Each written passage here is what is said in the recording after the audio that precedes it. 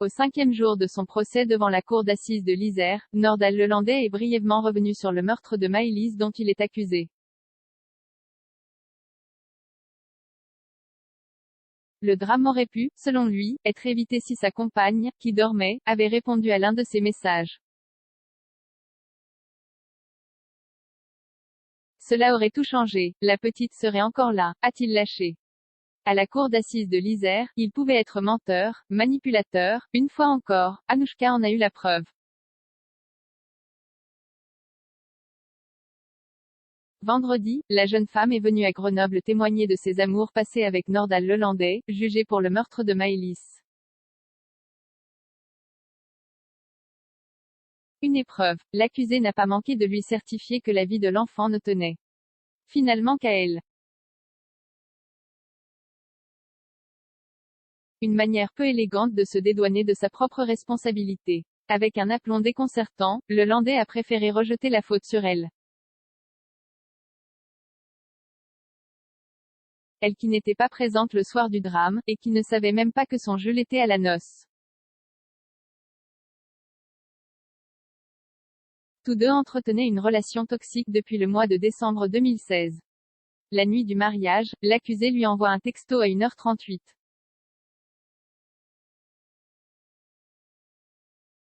Une simple question. Tu dors? Pas de réponse. La petite serait encore là, cela aurait tout changé, estime Nordal Lelandais. De quoi faire bondir la présidente de la Cour. Si votre compagne vous avait répondu ce soir-là, il se serait passé quoi? Demande Valérie Blin. Je serais partie du mariage, la petite serait encore là. Silence glacial dans la salle d'audience.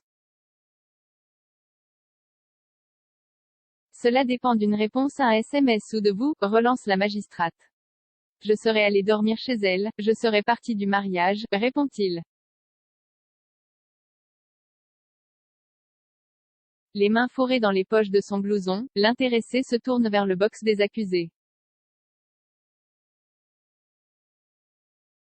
Je me sens trahi, utilisé, lâche-t-elle. Vous n'avez aucune raison de culpabiliser par rapport à ce qu'il s'est passé.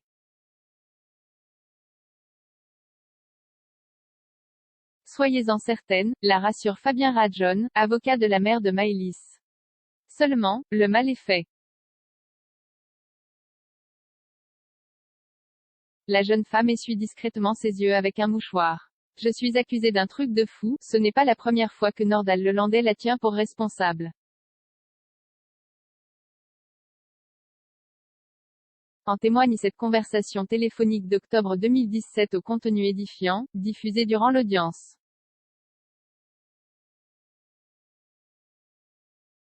L'accusé, incarcéré depuis un mois, persiste à clamer son innocence auprès de son amante.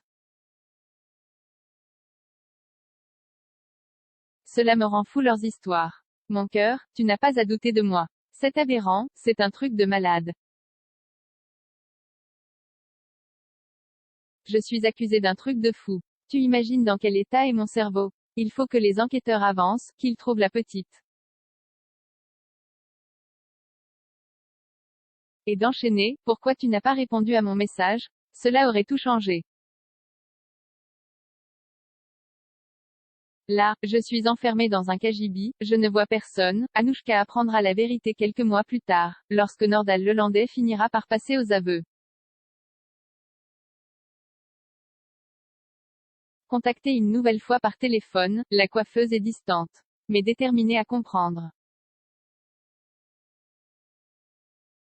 Au fil de cette ultime conversation téléphonique, diffusée à la demande de l'avocat général, l'ancien militaire se braque.